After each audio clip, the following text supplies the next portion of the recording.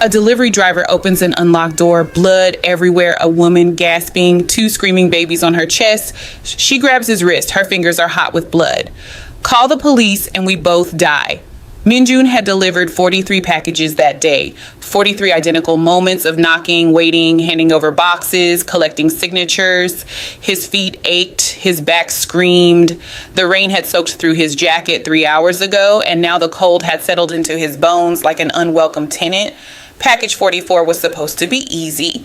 Apartment 304, 3rd floor, no elevator. The building smelled like mildew and old kimchi, the kind of smell that clings to your clothes long after you leave. He climbed the stairs with the box under his arm, checking his phone between steps. 16 more deliveries after this one. His shift wouldn't end until midnight.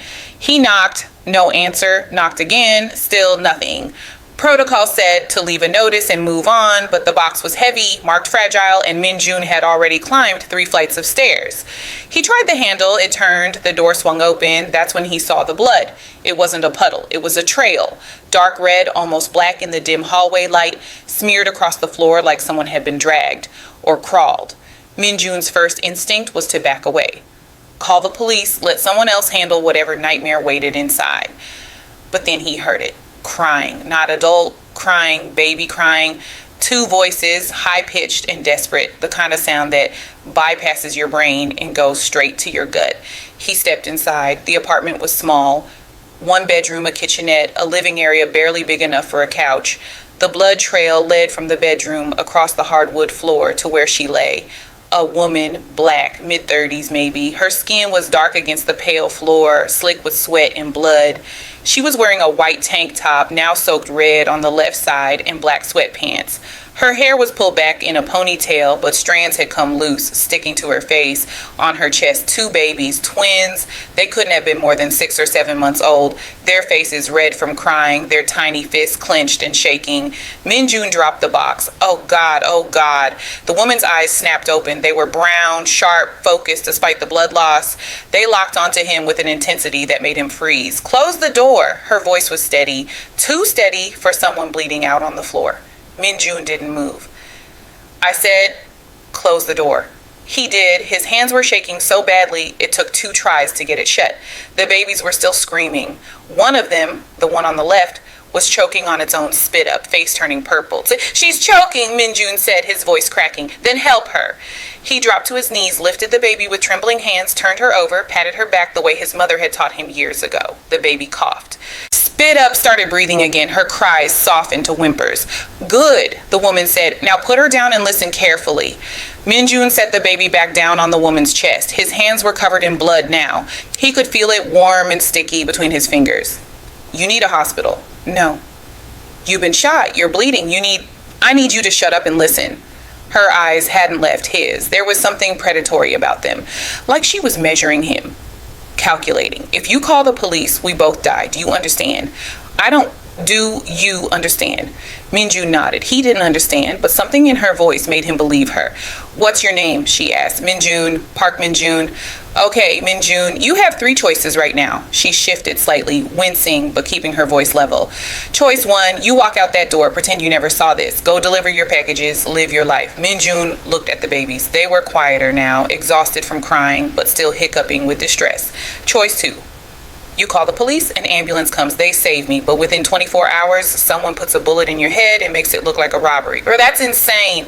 Choice 3, you help me right now, no questions, and maybe, just maybe, we both survive the night. Minjun's heart was hammering against his ribs. This couldn't be real. This had to be some kind of nightmare. He'd wake up in his delivery van, realize he dozed off between stops. But the blood was real. The babies were real. The woman's eyes were real. I don't have medical training. You have hands. You have a brain. That's enough. I'm a delivery driver. I don't care if you're a circus clown. Are you going to help or not?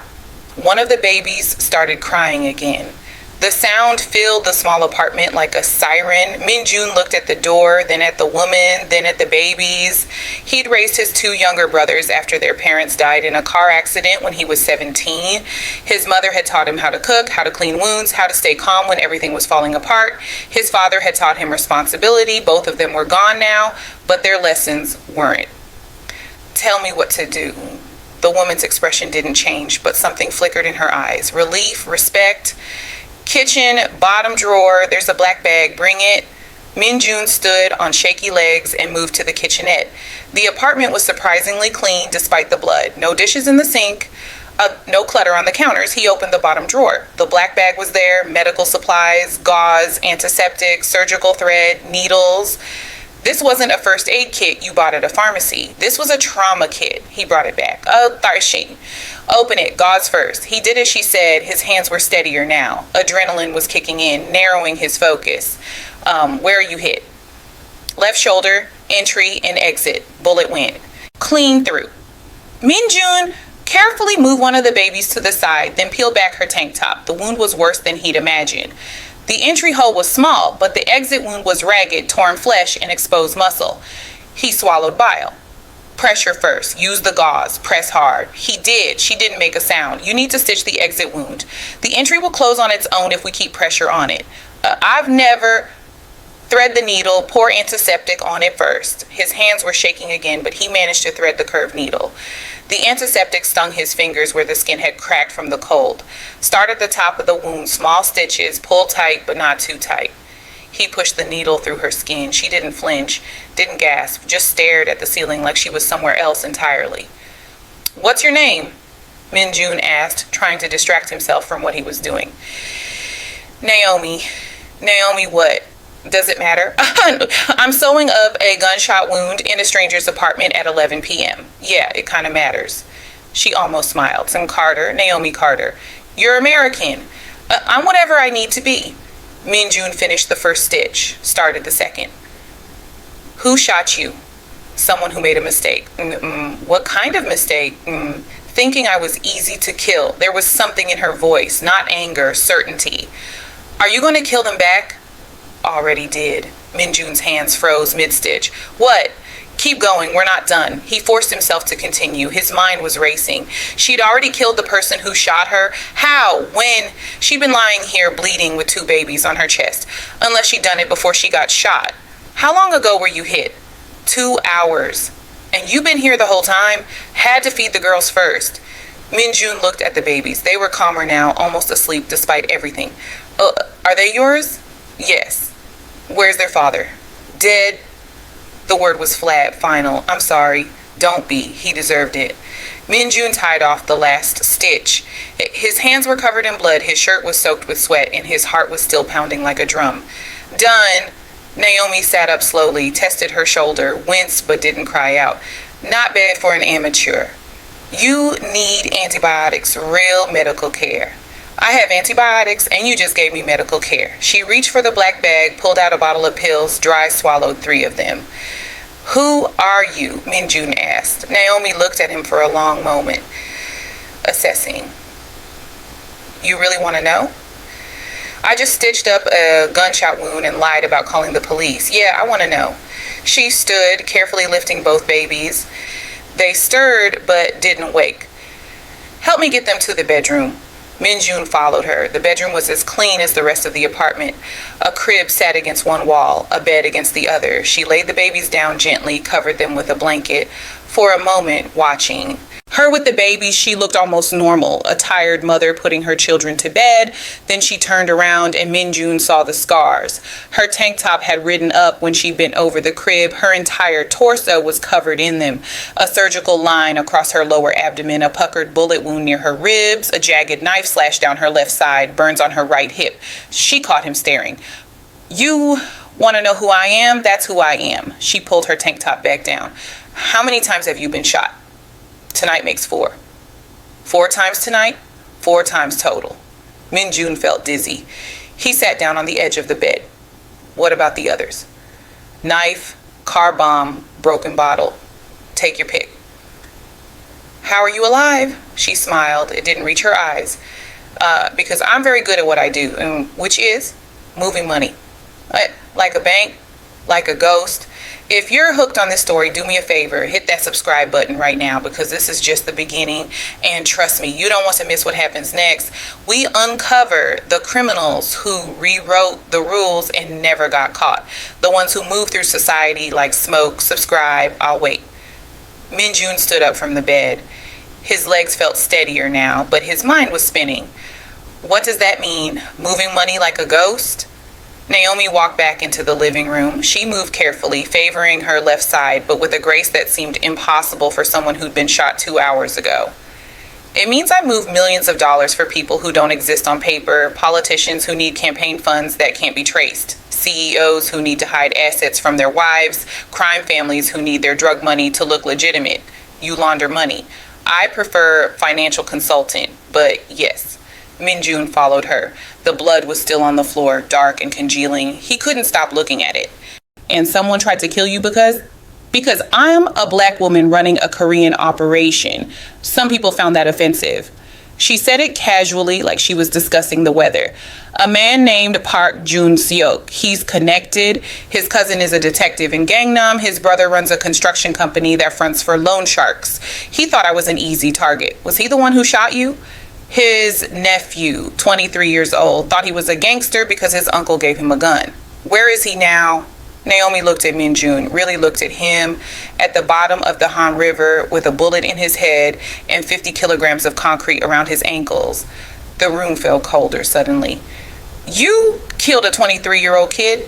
He put a bullet in my shoulder while I was holding my daughters. So yes, I killed him. How? You've been here the whole time. I made a phone call, gave an address. By the time he made it back to his car, my people were waiting. Minjun felt sick. Your people. I don't work alone, Minjun. I can't.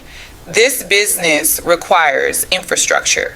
She moved to the kitchen, ran water in the sink, washed her hands. The water turned pink, then red, then pink again before running clear. You're going to kill Park Jun-seok too.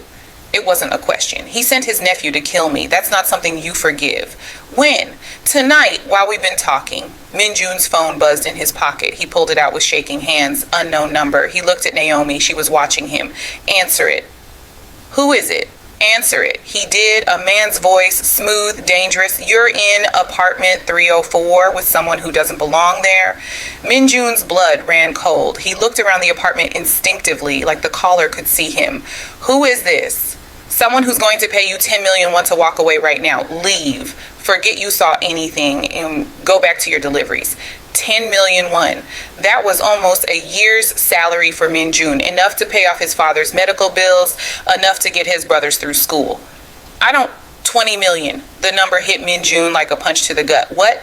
20 million won, cash, delivered to any address you want within the hour. All you have to do is walk out that door right now.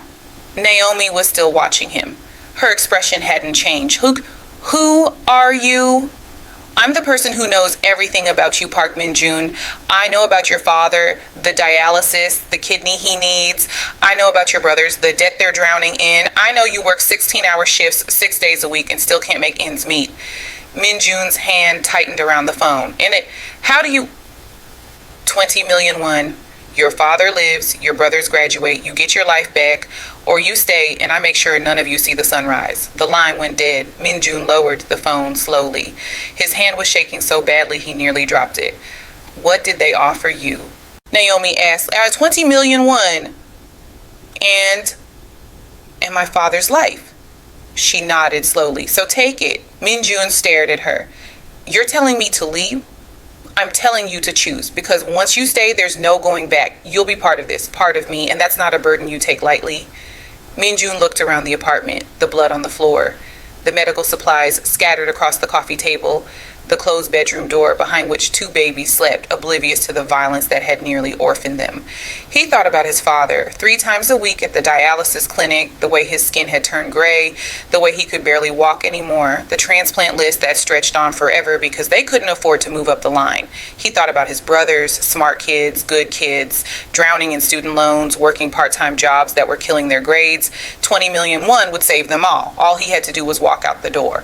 Why did you let me in? Minjun asked. Naomi tilted her head slightly. What? The door was unlocked. You were bleeding. You could have locked it, called your people, handled this yourself. Why did you let me in? She was quiet for a long moment. Because I wanted to see what you would do. That's not an answer. Yes, it is. Minjun set his phone down on the counter. I'm staying. Why? Because those babies are going to wake up in a few hours, and someone needs to be here when they do. Naomi smiled. There was blood on her teeth. Good answer. Good answer for what? For the test. Minjun's stomach dropped. What test? Naomi pulled out her phone, showed him a message thread. Target neutralized, payment confirmed, sent 3 minutes ago. The man who called you, Park Jun-seok's cousin, the detective, he's dead. Minjun felt like the floor had dropped out from under him. What? He was dead before he called you. I needed to see what you choose. This was a setup. Everything is a setup, Minjun. That's the first lesson you need to learn. You staged this whole thing? No. Someone really did shoot me, and I really did kill him for it. But the phone call, the offer, I needed to know if you could be bought. Minjun backed away from her. You're insane. I'm careful. There's a difference. And I could have taken the money. I could have left. But you didn't. That's what matters. She moved closer to him. Despite the wound, despite the blood loss, she moved with a predator's grace. Do you know how many people would have taken that money? 99 out of 100, maybe more. But you didn't. You stayed, even knowing it might cost you everything. I stayed for the babies. No, you stayed because you're the kind of person who stays. That's rare, Minjun, rarer than you think. She was close enough now that he could smell her blood and sweat and something else, perfume maybe, something expensive and subtle. What do you want from me? I want to know if you're as smart as you are loyal. I'm a delivery driver. You raised 2 younger brothers alone after your parents died. You kept them fed, clothed, in school. You worked 3 jobs and still managed to graduate high school. You're not just a delivery driver. Minjun felt exposed, vulnerable. How do you know all this? Because I make it my business to know everything about anyone who enters my life. I delivered a package. That's it. No, you made a choice, and that choice made you interesting. She reached past him, grabbed a bottle of water from the counter, drank deeply. When she lowered it, there was blood on the rim. I need someone I can trust, someone who won't sell me out for money, someone who thinks before they act, someone who gives a damn about innocent people. I'm not a criminal. Neither am I. I'm a businesswoman. You kill people. I remove obstacles. There's a difference, and that's insane. That's survival. One of the babies started crying in the other room, a soft, tired sound. Naomi moved toward the bedroom, pausing at the door. Think about it, Minjun. Think about what your life looks like right now. The deliveries, the debt, the dying father, the brothers who will end up just like you if nothing changes. She opened the door. I'm offering you a way out, a real one, not 20 million one and a bullet to the head when you're no longer useful, a job, a future, a life. She disappeared into the bedroom, leaving Minjun alone with the blood on the floor and the weight of an impossible choice. He should run. He knew that. Walk out the door, call the police, let them handle this nightmare. But he thought about the way Naomi had looked at him when he said he was staying, the flash of respect in her eyes. He thought about the babies. Someone had tried to kill them tonight. Someone had put a bullet in their mother while she held them, and Naomi had handled it, protected them, kept them safe. What kind of person could do that? Minjun didn't know, but part of him wanted to find out. He walked to the kitchen, found cleaning supplies under the sink, started scrubbing the blood off the floor. It was stubborn, seeping into the wood grain, but he kept at it. 20 minutes later, Naomi emerged from the bedroom. They're asleep. Minjun wrung out the bloody rag in the sink. How long have you been in Seoul? 3 years. And you just do this? Move money for criminals? I prefer to think of them as entrepreneurs operating outside traditional regulatory frameworks. Despite everything, Minjun almost laughed. You have a sense of humor about it. If I didn't, I'd have eaten a bullet years ago. She sat down on the couch carefully, testing her shoulder. The first time I got shot, I was 26. I was working as an accountant in New York. Legitimate work, boring work. Then I discovered my boss was embezzling from pension funds, millions of dollars, ruining lives. What did you do? I reported him. Went to the FBI with everything. Thought I was doing the right thing. She looked down at her hands. He put a contract out on me before the agents even finished taking my statement. I survived. He didn't. You killed him? His own people did. Turns out he'd been stealing from them too. But I learned something that day. What? That there's no such thing as clean money. Every dollar has blood on it somewhere. The only question is whether you're honest about it. Minjun threw the rag in the trash, sat down in the chair across from her. So you just gave up, became what you were fighting against? I became someone who understands how the world actually works, not how we wish it worked. That's a cop-out, maybe, but it's kept me alive and it's kept my daughters fed and safe. Can you say the same about your principles? The words stung because they were true. Minjun's principles hadn't saved his father from kidney disease, hadn't pulled his brothers out of debt, hadn't given him anything except moral superiority and an aching back. How much do you make? He asked. Last year, $40 million US dollars. Minjun couldn't even conceptualize that number. And you live here in this tiny apartment? I live in 12 places. This is the one I use when I need to disappear. Why Korea? Because I'm invisible here, a black woman in Seoul. People either ignore me or fetishize me. Either way, they don't see me. That makes this the perfect place to operate. She leaned back carefully, her hand going to her shoulder. I need to sleep. The antibiotics are kicking in. You should go. What about the babies? They'll sleep until morning. I'll be fine. Minjun stood. And after tonight, what happens? After tonight, you forget you were ever here. You go back to your deliveries. Your life continues exactly as it was. And if I don't want it to, Naomi's eyes opened, sharp again, focused. What are you saying? You said you were offering me a job. I was testing you and I passed, so I'm asking, what's the job? She sat up slowly, studying his face. You're serious. My father is dying. My brothers are drowning. I work 16 hours a day and it's still not enough. So yeah, I'm serious. You understand what you're getting into? No, but I understand what I'm getting out of, and that's enough. Naomi smiled, a real smile this time. Logistics manager, you'd oversee shipments, coordinate deliveries, make sure product moves from point A to point B without attracting attention. Product, money, sometimes other things, but mostly money. How much does it pay? 80 million, one a year, full benefits, your father's medical bills covered, your brother's tuition paid.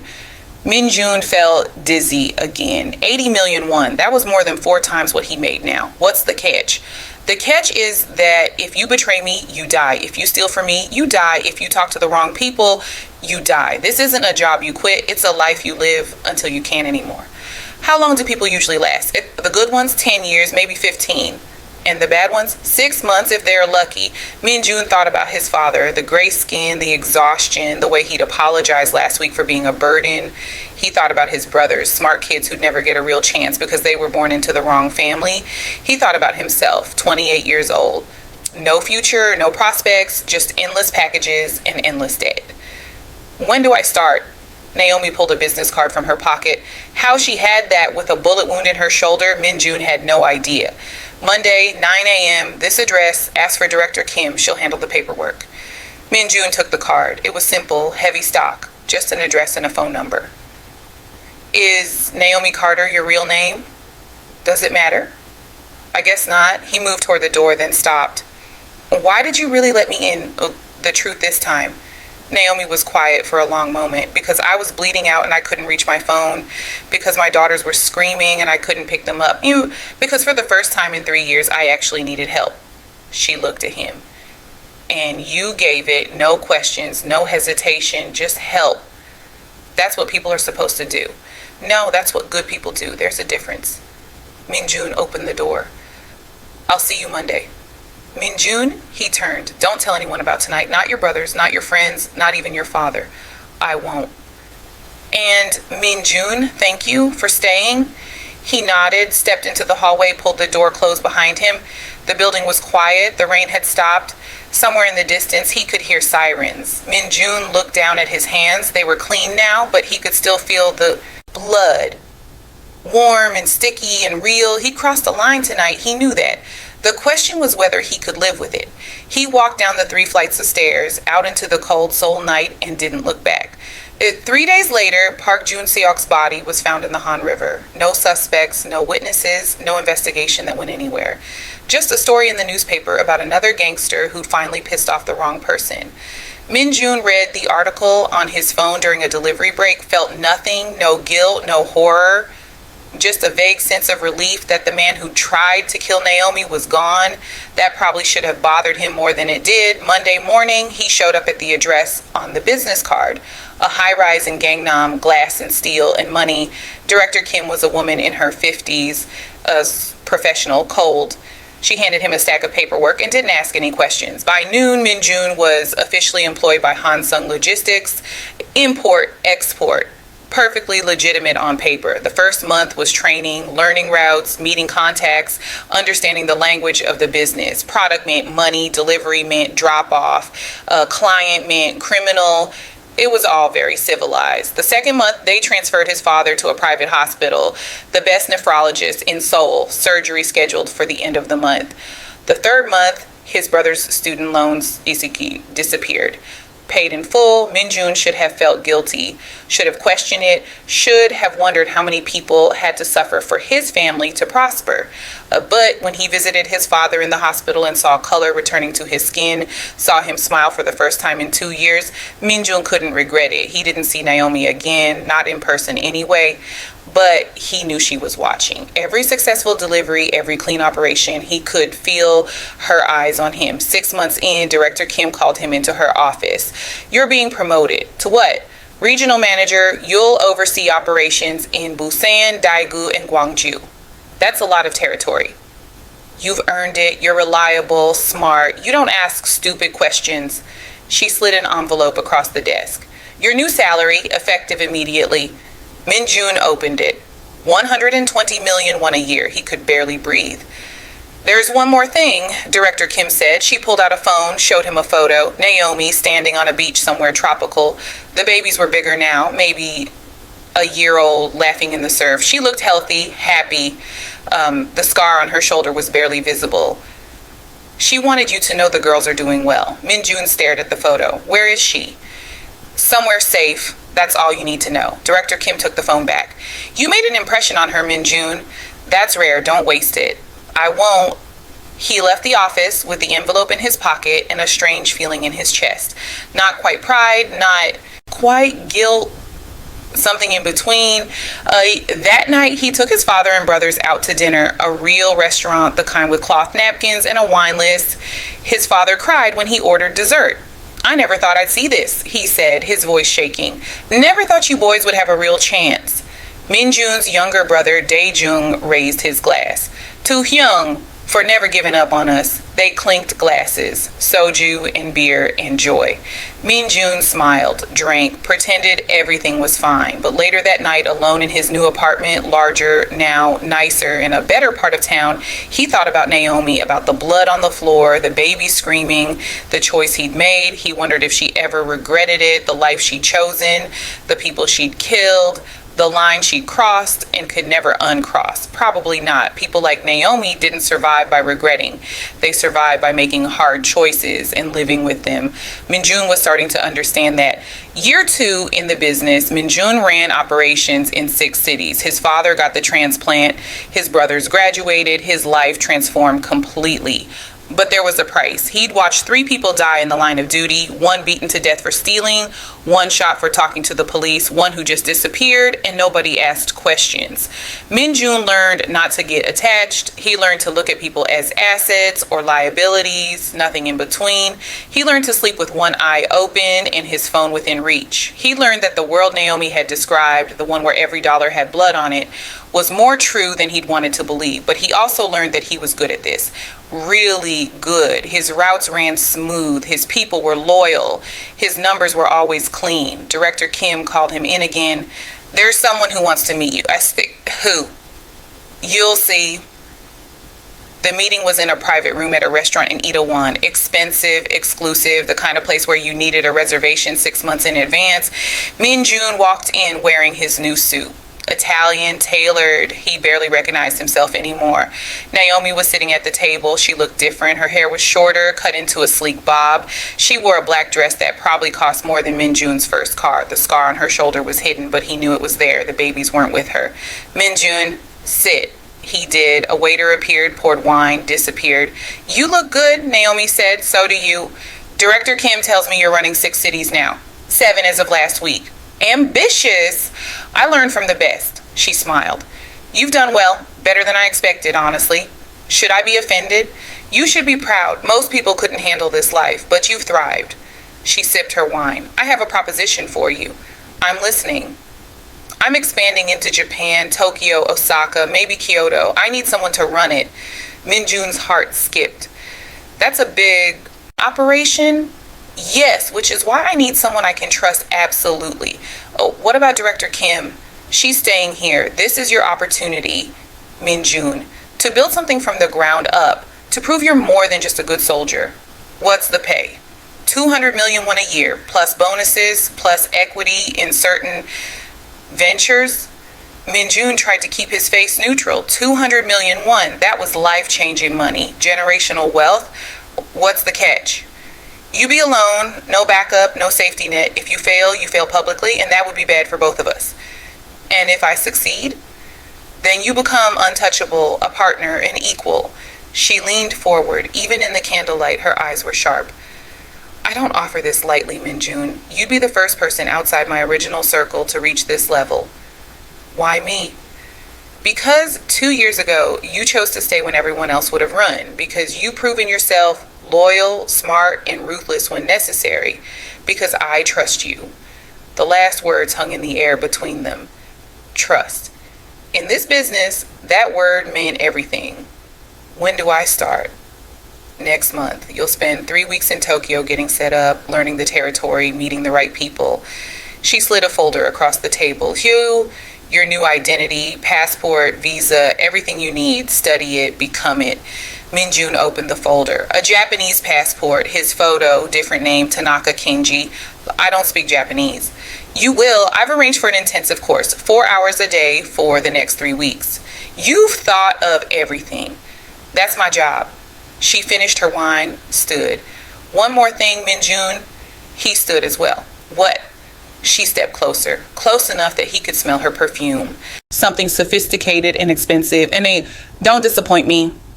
It wasn't a threat. It was a promise. I won't.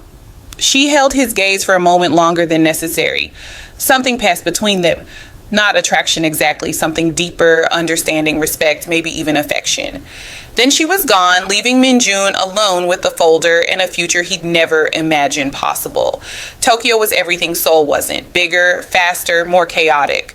The language was impenetrable at first, but Minjun learned quickly. He had to. His operation was based in Roppongi, high-end, lots of foreigners, lots of money moving through legitimate businesses. Naomi's contact in Tokyo was a woman named Yuki, mid-40s, former Yakuza. She ran a hostess club that fronted for their operations. You're younger than I expected, she said when they met, and you're more intimidating than I expected. She laughed. It was a harsh sound. I like you already. Come, let me show you how we do things here.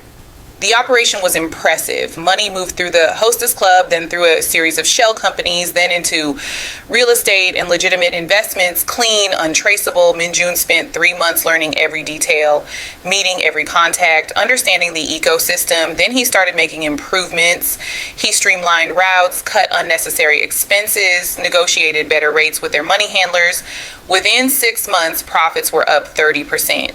Yuki called Naomi personally to report the success. Minjun didn't hear the conversation, but the next day, a bonus appeared in his account, 20 million yen. He was becoming exactly what Naomi had predicted, a partner, an equal, but there was a cost.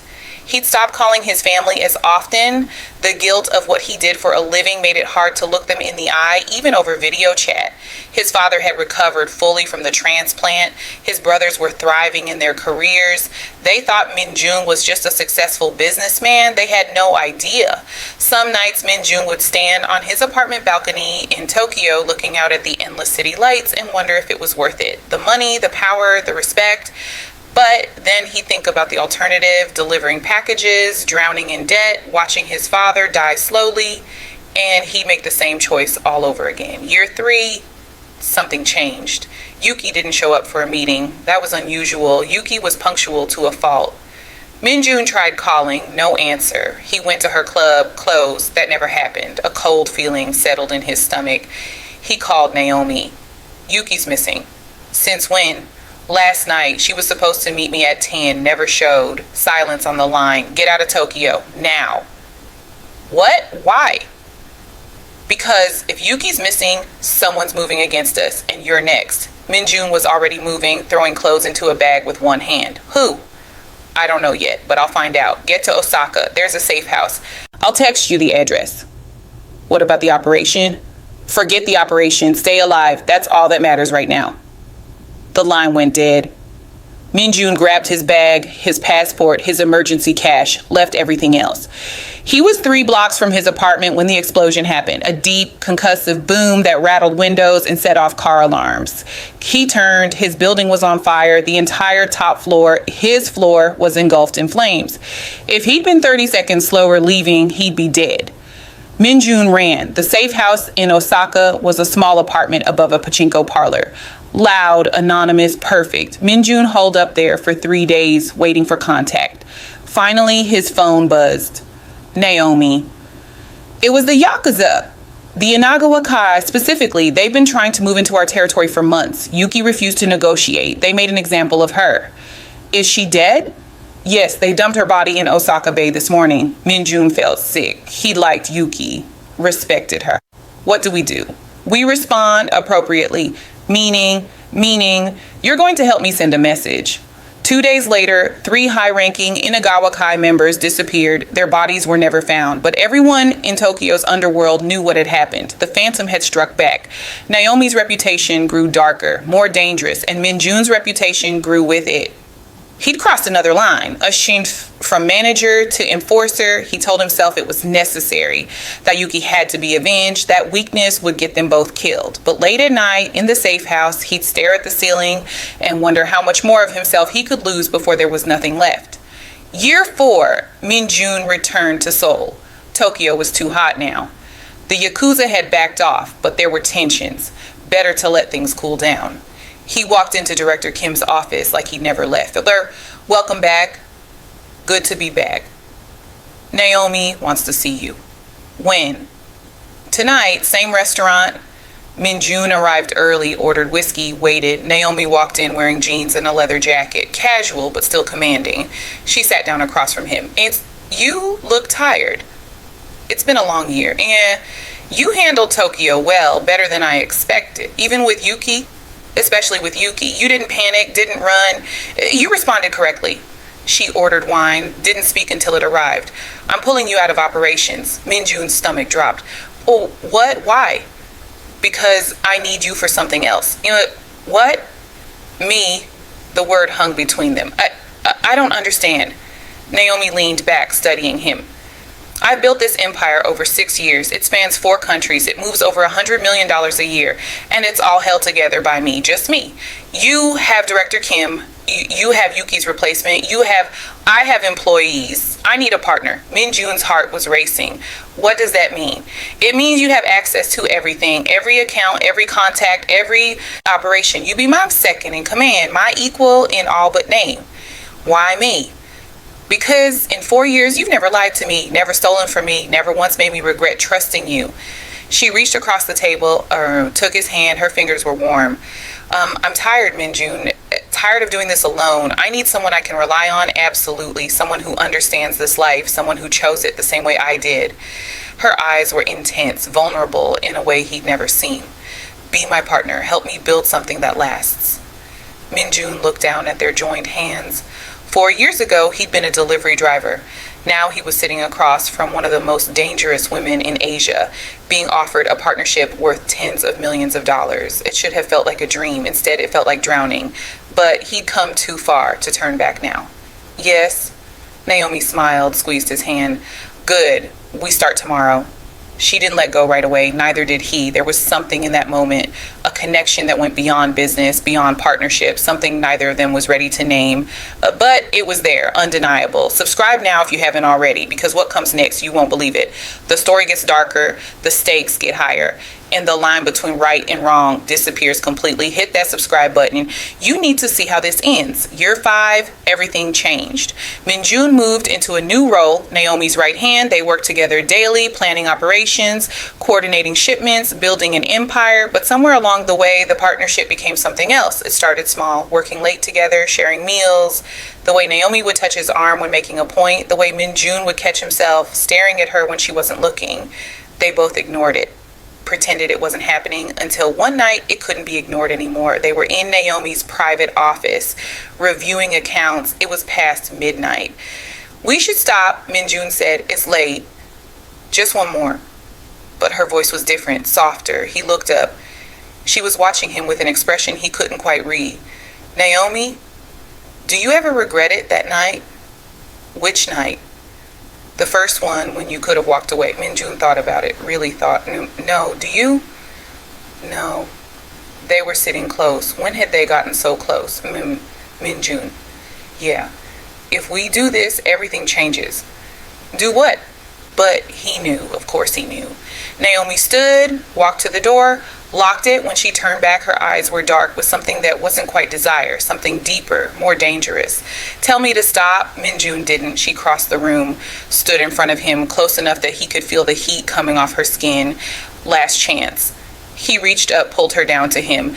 The kiss was nothing like he'd imagined. It was fierce, almost violent. Years of tension and fear and trust pouring out in a single moment. When they finally broke apart, they were both breathing hard. "This complicates things," Naomi said. "Yeah. We can't let it affect the business." "We won't. I mean it, Minjun. This stays between us. Nobody else can know." "I understand." She kissed him again, softer this time. "My place. 1 hour." Then she was gone, leaving Minjun alone with his racing heart and the knowledge that he just crossed another line. The most dangerous one yet. They were careful, painfully careful. At work, they were professional partners, nothing more. But in private, they built something neither of them had expected to find. Trust, real trust, the kind that went beyond business. Naomi told him about her past. The father who'd beaten her, the mother who'd looked away, the first time she'd killed someone, and how it had felt necessary and terrible all at once. Minjun told her about his parents, the accident, the guilt he still carried for not being there, the way he'd failed his brothers 100 small ways before succeeding in the big ones. They understood each other in a way nobody else could. Both of them had chosen this life. Both of them carried the weight of that choice, and both of them knew it couldn't last forever. Year 6, the girls started kindergarten. Naomi had moved them to an international school. Expensive, exclusive. They were growing up beautiful and happy and completely oblivious to what their mother did for a living. Minjun met them for the first time that year. "Girls, this is Minjun. He works with Mommy." 2 pairs of dark eyes studied him seriously. "Are you Mommy's boyfriend?" one of them asked. Naomi laughed.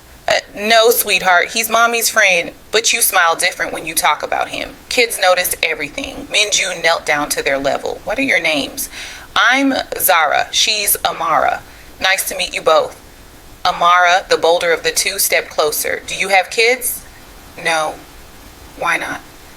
"Amara," Naomi said gently, "that's a rude question." "It's okay," Minjun said. "I don't have kids because I work too much, just like your mom." Zara nodded solemnly, like this made perfect sense. "You should work less. Then you could have a family." The words hit harder than Minjun expected. Later, after the girls were in bed, Naomi poured wine. "Sorry about the interrogation." "It's fine. They're smart. Too smart sometimes." She sat next to him on the couch. Her apartment, the real one, not the safe house, was beautiful, modern, full of light. "Do you want kids?" she asked. "I don't know, maybe. Do you want more?" "God, no. 2 is more than enough." They sat in comfortable silence. "Minjun?" "Yeah." "Do you ever think about getting out? Out of the business?" "Out of everything. Just disappearing. Starting over somewhere nobody knows us." He looked at her. Really looked. Do you?" "Sometimes, late at night when the girls are asleep and I'm alone, I think about what it would be like to be normal, to not have to look over my shoulder, to not have blood on my hands.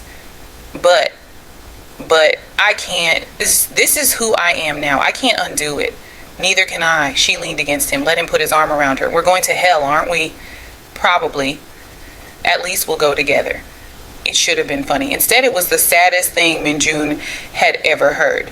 Year 7, everything fell apart. It started with a phone call. Director Kim's voice was shaking. "We have a problem." "What kind of problem?" "The kind that ends with everyone in prison or dead." Minjun was already moving, grabbing his keys. Where are you?" "The office." Get here, now." He made it in 15 minutes. Director Kim was pacing, chain smoking. "What happened?" "We've been infiltrated. NIS, the National Intelligence Service, South Korea's CIA. Min Jun's blood ran cold. How deep? I don't know, but they have evidence, bank records, communications, maybe even testimony. From who? That's what we need to find out. Naomi arrived 20 minutes later, calm, collected. But Min Jun could see the tension in her shoulders. Show me everything. They spent 3 hours going through records, identifying vulnerabilities, trying to figure out who'd betrayed them. The answer when it came was devastating. One of their long-term partners, a man named Han, he'd been skimming money for years, and when the NIS caught him, he'd rolled over immediately. How much does he know? Naomi asked. Everything, Director Kim said. Names, operations, bank accounts, everything. Where is he now? NIS safe house, protective custody. Naomi's expression didn't change, but her eyes went dead. Then we have 48 hours before they move him to a secure facility and we lose our window. Window for what? Director Kim asked, but she knew. They all knew. I'll handle it, Min Jun said. No, Naomi said. We'll handle it together. The NIS safe house was in Gangnam residential neighborhood, guards at the front and back. Getting in would be impossible unless you had NIS credentials, which, as it turned out, Naomi did. Where did you get these? Min Jun asked, staring at the fake IDs. I've been preparing for this possibility for years. I have contingencies for everything. They drove to the safe house at 3 a.m. Dressed as NIS agents, badges visible. The guard at the front checked their credentials, nodded, let them through. Han was on the 3rd floor, 2 guards outside his door. We're here for the prisoner, Naomi said. Her Korean was perfect. Native level. Transfer orders. The guards checked the papers she handed them. Nobody told us about a transfer. Of course they didn't. It's classified. You want to call your supervisor at 3 in the morning and explain why you're questioning classified orders? The guards looked at each other, clearly weighing the risk. Finally, they unlocked the door. Han was asleep on the bed, older than Min Jun expected, 50s, gray hair, soft around the middle. He woke up when Naomi turned on the light. What? Then he saw her face. Oh God, no. Hello, Han. He scrambled backward on the bed, hitting the wall. You can't be here. The guards are outside, thinking we're transferring you, which we are, just not to where they think. Min Jun closed the door behind them. Han started crying. Please, I had no choice. They had everything. They threatened my family. Everyone has a choice, Naomi said. You chose wrong. She pulled out a syringe. This will be fast, painless, more than you deserve.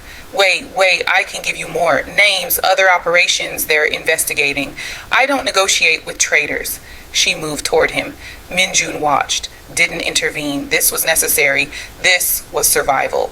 Han screamed, but Min Jun had already locked the door. The sound wouldn't carry. Naomi administered the injection, some kind of sedative mixed with something else. Han's body convulsed once, twice, then went still.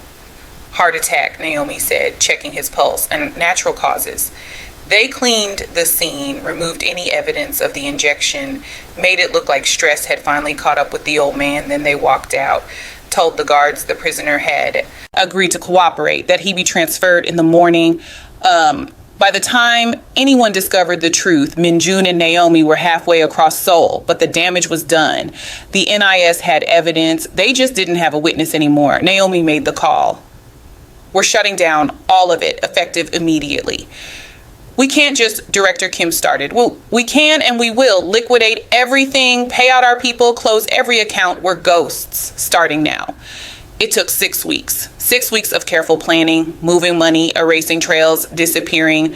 By the time the NIS moved to make arrests, there was nothing to find. No evidence, no witnesses, no operations, just rumors and speculation. Naomi Carter ceased to exist. So did Min Jun's new identity. They became other people, new names, new lives. 1 year later, Min Jun stood on a beach in Thailand. The sun was setting.